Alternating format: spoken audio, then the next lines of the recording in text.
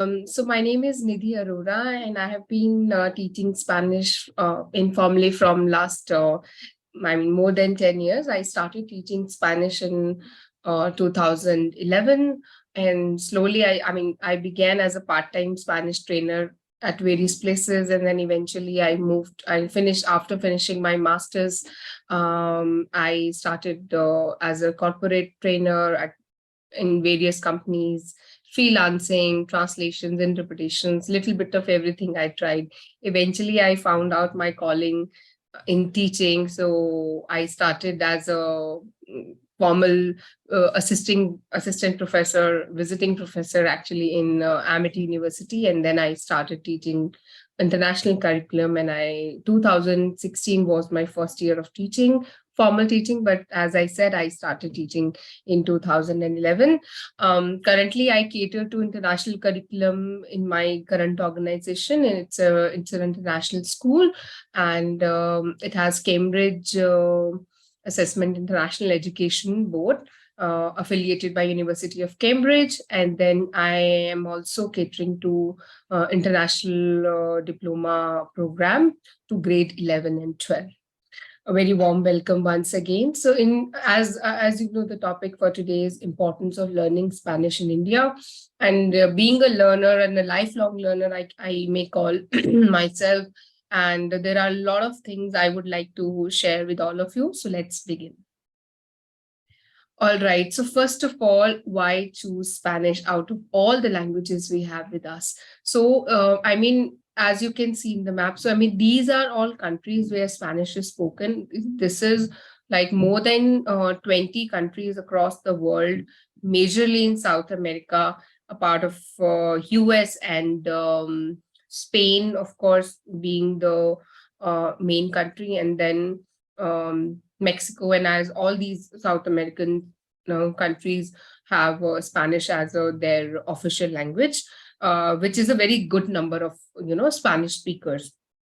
So which makes this like wide opportunities in future. So for example, for further studies and all of that, so we are going to talk in detail about it. So this is like density of population. If I talk about Spanish speakers across the world, this is one of the most demanding languages in today's times, right?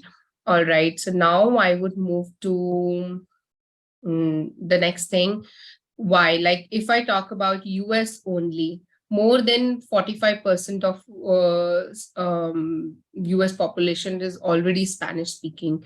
So look at the percentage. So 1980 it began with 6%, and now it is at 20. It is aimed at 28%, which is so basically southern part of US is mostly Spanish. So if you are to work in that area, or where the southern US and all the cities like which shares the border with Mexico, that's the reason that that generates the demand for Spanish language.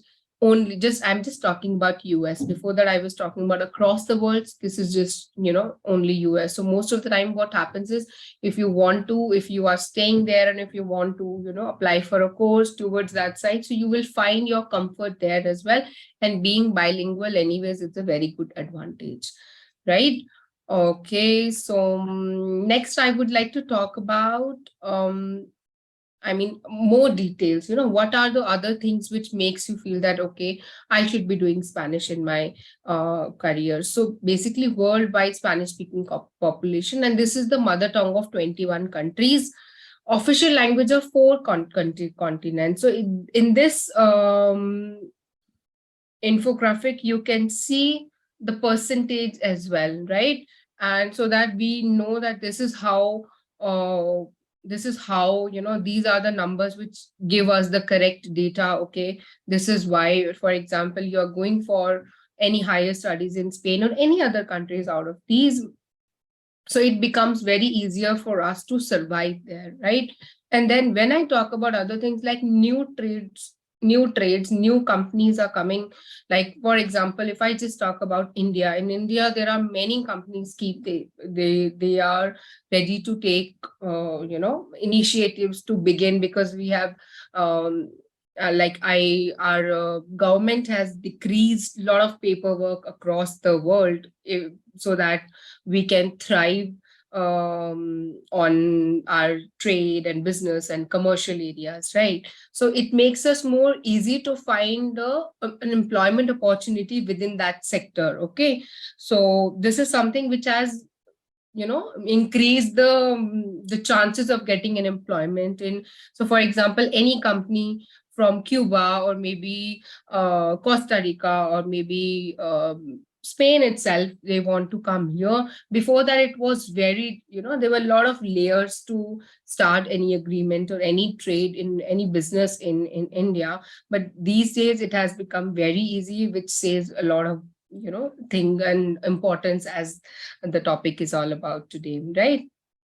Next, I would like to talk about what is the scope. So when I talk about the scope, it all has to be inclined with the number of speakers. When I talk about number of speakers, 450 millions of native Spanish speakers in today's date across the world. Okay, so now imagine how much percentage of that population comes to India as a company, as a new setup, or for anything like ABC. So maybe they want to do business here, or they want to shift, they want to do any collaboration, or maybe as a university exchange program or anything like that. So it makes us very easy and very important. Having any foreign language actually is very important in these days. Here I'm just trying to talk about why Spanish is more important. No offense to all other languages, but yes, I am just talking about the data and the scope and how it is increasing day by day. Now let's talk about what is the scope and how it is feasible for us to learn. So when I talk about the learning of out of all European languages, I have studied a few during my college time, like little bit of everything. But I personally found that the structures, the grammar, and the easiness of the language of a new language is very much, easy to comprehend, easy to understand, is very much like English. Okay, so once you know certain rules, once you know these things are there, okay, it's very phonetic, for example. So for example, right now, if you give me 10 minutes, anybody, I can teach a few sounds and you are ready to read any word in Spanish. That's something about it. So for example, H is always silent in Spanish. So if I tell you, you go to Spain, you see any word, you do not have to pronounce H. That's all about it. So that means it's very easy to learn, right? Then the origin is Latin only. So the script is very much like English. Okay. So again, this makes it much easier. And then when we talk about traveling, these days, after COVID, the travel industry is at boom now these days, because there are less restrictions and everything. So in future, it is definitely going to help us in. So for example, if you travel to any Spanish speaking country, or even US per se, so if you go to certain part, or anybody, you will see they must be knowing some words, and sometimes you will find some instructions also written in Spanish in some parts of the US. So that makes it very important. And of course, it's very nice. It's a very good and confident feeling when you see something in another language and then you know it, and then, that's a very good experience. And then we talk about the employment opportunity. So once you know that, okay, I have learned this, what doors I can see being opening up for me. Like if suppose I'm a student, so I would feel like I want to know that what opportunities I can get after learning Spanish. So there are so many fields these days. So there are a few I have mentioned: interpreter, being an academics, then we have a translator, and then freelancer. Freelancer, when I talk about freelancer, can do anything, little bit of everything from rest of the professions I have mentioned. For example, I am a freelancer. When I started my career as a freelancer, I was translating, I was teaching, I was in research, and I was corporate trainer as well. So freelancing is another thing. In this, freelancing is something you get whatever is there, but the time limit is that there are no fixed hours. Freelancing has this benefit. There are no, like, you get an assignment, you need to do it in within 1 week. So it is, freelancing is never a 9 to 5 or 10 to 6 job. So I'm assuming many of you already know that. Then I talk about medicinal field, like a lot of companies these days are ready to invest into Indian market, and they want to see how we are growing, depending upon the requirements. After COVID, anyway, there are a lot of demand in research field as well. So there also we can find a lot of scope, right? I remember doing one such job of research in one company named eValueServe. They do a lot of medicinal research in many Spanish speaking countries. So what kind of the nature of work is like, you have to research, as in you have to read this a few articles in Spanish, and then you have to filter some information. For that they need some Spanish speakers. A corporate trainer, as I said, you learn it and then you share your learnings. It's more like a teaching. Like, in corporate trainer is little different than being a teacher. Okay, academics is more related to teaching. Corporate trainer is more like within 3 months you have to train a group of people for a purpose. Like, they need to know how to write an email for a certain task, so you are just training them for that purpose. That's all about being a corporate trainer. Now, another thing, but this is one of the 4 languages of United Nations, and this says a lot about importance of the language, of importance of Spanish. Because when I say 4 official languages of United Nations, that means if you go to United Nations website, you will see their documents, articles, each and everything. You have that other 3 languages, and then you will find Spanish one of them, right? Then one more important thing in the recent times I observed after this fallout of Indian government with China a few months back, I mean a year back or so. After this feud between Chinese government and Indian government, what happened was a lot of, languages like Chinese and Korean and Japanese, they are very much in demand, no doubt. But what happens is it is just restricted to one particular country. So what happens is, if there is some problem in that one country, what will happen? Many of my acquaintances, my friends lost their jobs because nothing is happening, trade stopped, all commercial activities stopped, no tourism happening. So imagine the plight. So what happens in Spanish, this is not just the case. So for example, something bad, God forbid, something bad happens between a company from Argentina and India. So your job as a Spanish speaker, as a person who knows Spanish, is not just restricted to Argentina only, right? So it is, there are other countries as well. So if you will say, suppose person A loses a job, who was employed with an Argentinian company, he will get a job in future, either in any other Spanish speaking country, maybe US, maybe Spain, maybe other countries. So that's what that portfolio is very diversified. In Korean languages also, like, it's restricted. So in Spanish, I personally feel that the benefit is it's diversified. Like, many countries speaks Spanish. So you are not restricted, as I as I just said. So I think that is something very important to keep in mind while choosing any foreign languages for your career, right? And these are some points I felt like sharing. So I've already put it here. These are like, you see things with a different perspective.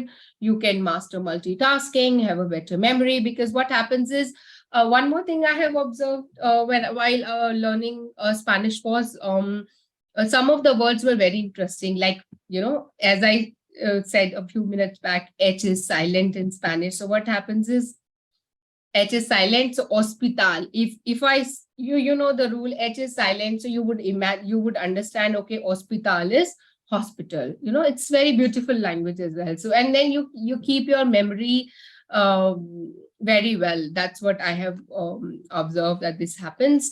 And then these are other things, like, of course, when you are freelancing, there is no limit or cap of how much money, how much amount you can earn if you are freelancing, because you keep on getting the work, and initially I think it's a very good thing to do. So one company wants you for 1 week, another company wants you for 2 days, so you keep on juggling between this is again this, this in inculcates the habit of multitasking, and making you very well organized, and a life skill is being developed in your initial career days. If you know this skill, eventually it really helps in any other ways, right? Okay, so let me just talk about, so these are the few companies I have put the list of. So Zara, I wonder how many of you all know this. These are a few Spanish companies which have invested in India. Zara is a very famous brand.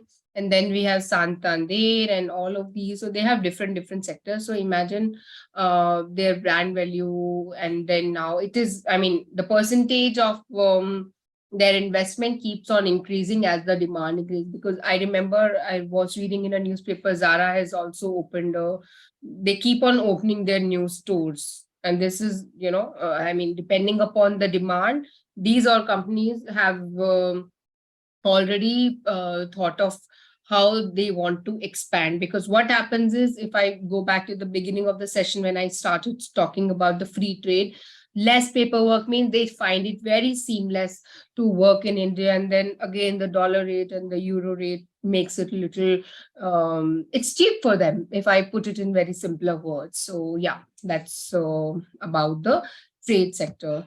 Now let's just talk about the understanding. So how do we learn? So for example, okay, you have understood, okay, this is the scope, this is the importance, all of these things, but how do we know that, how do you choose? What are the levels? So under European framework, what happens is, so they have these levels, A1, A2, all foreign language, all European languages basically have these levels, A1, A2, B1, B2, C1, C2.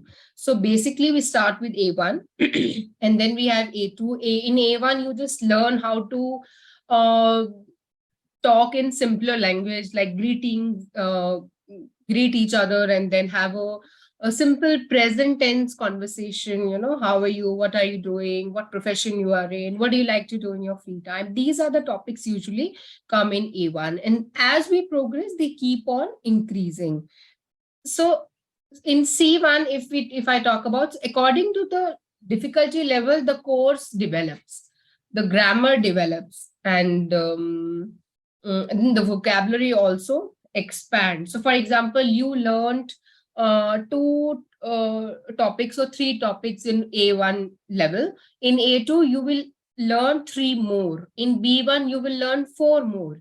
So like this, if there are 20, 30 areas to know the vocabulary of, or the new words of, it will keep on increasing.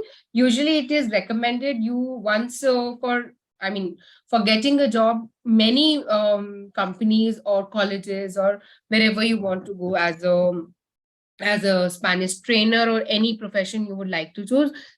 Right now, I can just talk about multinational companies. They usually prefer B2. B2 is a very ideal level, and by this time, you will cover all the tenses, many themes, many important themes up to environment, professional life, education, family, neighborhood, house. All these are generally, which are essential. They are very generally very much important in day-to-day life. In C1, what you learn is more than that. So something like, it's almost like native proficiency, if I put it like that. C2 is exactly like you have mastered the language. The way you speak your mother tongue, it is as same as mother tongue, if I just, talk about C2. All right. So then where to learn? So if I talk about, because I belong from Delhi, so Delhi, but of course I can tell other places as well. So Delhi University offer a lot of diploma courses. So they have 1 year diploma, 2 years diploma. GRS is German and Romance Studies. So this is the Delhi University department. And then we have GNU as well.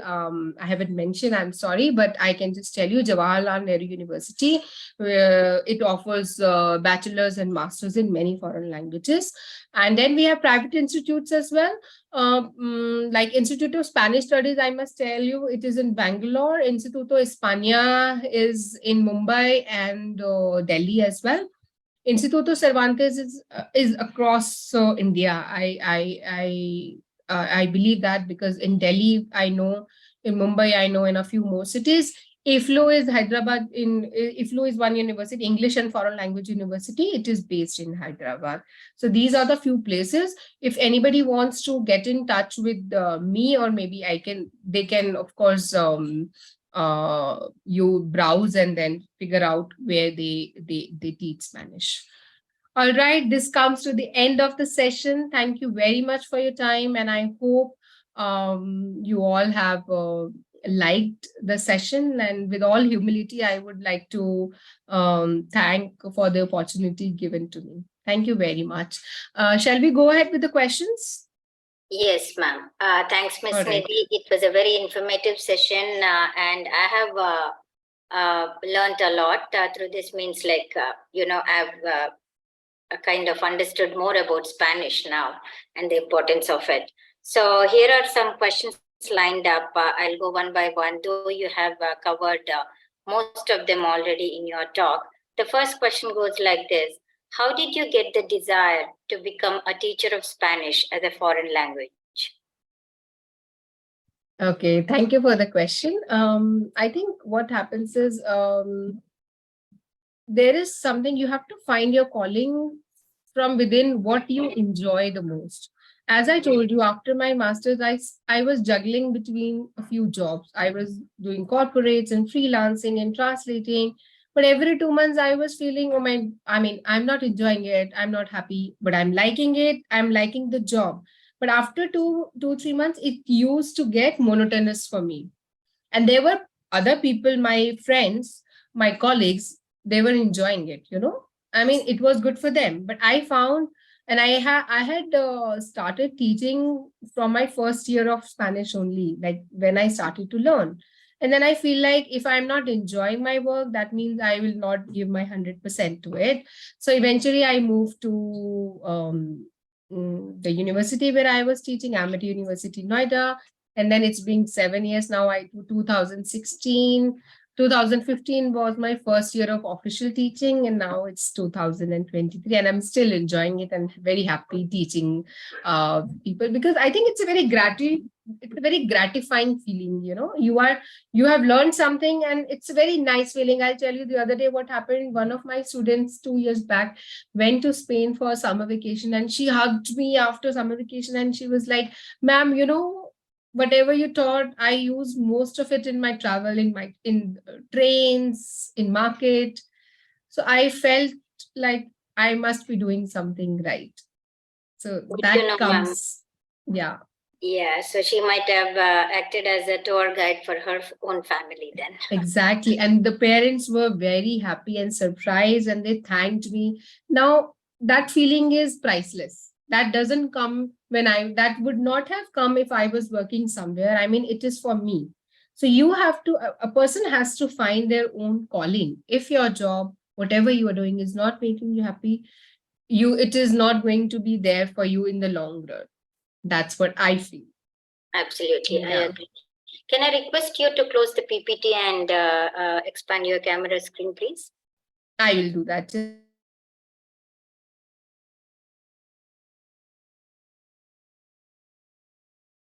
Thank you. Is that better? Yes, please. So yes, the second question goes like this. What pedagogy do you use to teach? What methodology do you use in your classroom? Okay. Again, very good question. So language learning, like if I talk about Spanish, it's very important. The language immersion is something which I believe in. I start my lesson with Spanish only, first of all. And then I try to gauge their interest. Then we play some games. Then we start with sounds, first of all, because as I was talking about, the scope and how do we learn basically. So I teach few sounds like 7 to 8 sounds are different. And then they start to read, first of all. This is how we read. Then they know how to read. Then they start to listen with the correct pronunciation. And then eventually I go with vocabulary, like for any new language, every word is, they need to learn theme wise vocabulary. So I try to play some games, and then of course I share some notes, and then we have for grammar I use something like MCQs, all of that. So there are very different variety of things we can do, and I make them watch videos also at home. So for example, for home assignments, what I usually give is watch level wise. So for example, if I am catering to beginners level like A1 or A2, I share a few videos with them. Sometimes I share Netflix children friendly, student friendly series, or some movies with them, and try to tell them, summarize it in your words, your experience in Spanish. The other day I gave one task to a few group of students, was watch this video and write the transcript of that video. What two people are talking, you have to write it in pen and paper. So they had to listen it. So I try to plan my lessons in a way so that they are interested also, and the task is also interesting. So interesting task makes the student interested in the subjects. And as I say, I am a lifelong learner. Still, I try to learn few things, keep on improving, keep on evolving. That's how the process goes. Thank you, ma'am. So how do you ensure that each student progresses in your class and achieves his or her goal? Yeah. A very important job. It's a very serious job for a teacher to ensure that out of 10 students, if you see 3 are doing well. So what I usually do is, if I see out of 10, 3 students are doing very well, I try to focus on rest of the 7, because I know those who are motivated, who are self-motivated, who are already doing well, they will eventually do well. And I try to have one-on-one sessions with them. Maybe in my physical space, I try to meet them and try to ask what kind of issues they are facing. Usually what happens is, they are struggling with their time management. I try to help them. Now it's not just about the Spanish. So if I plan some task at home, that you have to do this task, what happens is, it's very important for a teacher, I believe, to understand what the child is facing issues in. So I try to resolve them. Every child has a different thing, and I try to counsel them, and then they eventually do better. But yes, once in a week, for example, I have 4 or 5 classes. So once in a week, I ensure no English and Spanish, no English in the class, only Spanish they talk. Even if you do 2 errors, 10 errors, they need to be confident first, and that confidence comes gradually. Overnight, nothing happens. See, I have done bachelor's and then master's, then this confidence has come to me. But then also with experience, it comes, right? So that's what I can just say. I mean, as a teacher, I try to ensure that whatever issues they are facing, I try to help them with all the experiences I come with. Yeah. All right. So this next question, I think the audience, whoever asked this question, I think they meant if it's a mixed class, okay, like, people from different language backgrounds, I think they meant that. How do you ensure a pleasant atmosphere in a group where everyone arrives with their cultural and linguistic baggage? See, when I teach Spanish, I mean, a person can speak Telugu, a person can speak Tamil, a person can be Hindi speaker. But English is something, a basic level of understanding is, because English is the basis of, the medium of instructions is English only. So that is something I try to ensure. And what I have observed is, many students are actually able to enhance their English language skills as well simultaneously. That happens subconsciously. I mean, they have to look at the dictionary. So initially, what they have to make the conscious effort of looking at this word and try to do that. But yes, when I say medium of instruction is in is English, of of teaching any foreign language most of the time. So I try to ensure that they are using English for their questions and everything. And yeah, I mean, that's what I can just, imagine. If I see this has happened a few times in my beginning of the career, that works very wonder. I mean, you cannot speak Kannada in my class, you cannot speak SMS in my class. Let's have a common, some uniformity has to be there, so that they can, I feel that okay, they are one. So we were try to work as a team, and I think that is something I try to ensure. Yeah. Right. So it brings some integrity in the classroom when you follow Exactly. one single language. I agree with that. Exactly. Yes. So how did the online teaching work for you during COVID times? What skills did you work on? Oh, that was a very difficult period for all of the teachers, I must say. But the first few months, I must say, was, I think it built resilience in all of the teachers, because there were no other options available. So we had to create resources from scratch. Even if I was an experienced teacher, even if my colleague was more than me experienced or less than me, everybody was at par, similar struggles and everything. So I think eventually what I used to do, like, some online exercises. So for example, I teach one topic, we had to dig into the internet and browsing a lot of things. So what I used to do, I remember I used to create an Excel sheet. For one topic, I used to create, 7 8 links, and then later on, after 10 days, I used to review which one is worth, which one is not. So I used to experiment with a few of my students when they were not very much keen to learn a new thing. So I used to take that opportunity and make them play a game online, everything online, right? So in physical space, I play. When I am trying to do some fun activity, that's a different kind of a task. Like, you close your eyes, do this, do that. In online, it was a very important thing to, ensure that the learning is also happening and they are enjoying as well. So like we have live worksheets where they did not have to write too much. They had to just, tell the answers like in MCQ form and all of that. And also, as I said, watching different videos and listening to podcast is something which really help, in which no physical space was required. And I think with over the period of time, we also got used to it, and a lot of things what we created during that time, I am still using it. And I think all it was, the hard work was worth the effort what we did that time. Yeah. Right. So to end the session, this is the last question, ma'am. Do you have any tips you can share with our audience as to how they can learn to speak in a more natural way? Yes. So I think consistency is something which is very important. When usually they start, they have to be self-motivated. They have to keep on watching something, keep on playing something. There are so many apps available as a beginner. I'm telling you, they can download a few apps. Like Duolingo is one such very good app, and one app is there. Busu app is also there. So they have to, keep in practice.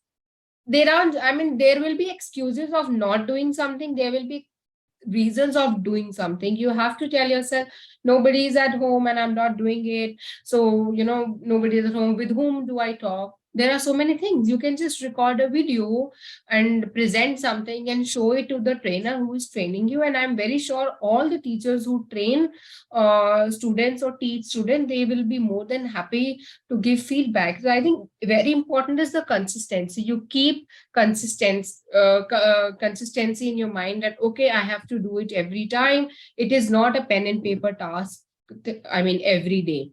So once after, like if I talk about A1 level, first step is always difficult, I must say. So in the first, like if you are used to this, like okay, I have to do this. So there are 5 things my teacher has given. I'll do first today, second tomorrow, and third on the third day. So these kind of prep and planning a student has to do on their own. Eventually it comes with the time. Overnight, as I said, it doesn't come, but it does come. So if I am able to speak Spanish right now, if I were able to speak like 9 years ago or 10 years ago when I started, the reason was I was consistent. Remember, you are the student initially and you will make errors. Never think about, okay, what if I'll make an error, but you will learn this was wrong. Not speaking is something which will always pull you back. That's what you need not to do. You should always be upfront, say, talk, immerse yourself in the language. Use, I remember putting my all laptop instructions in Spanish. My phone was in Spanish few years back.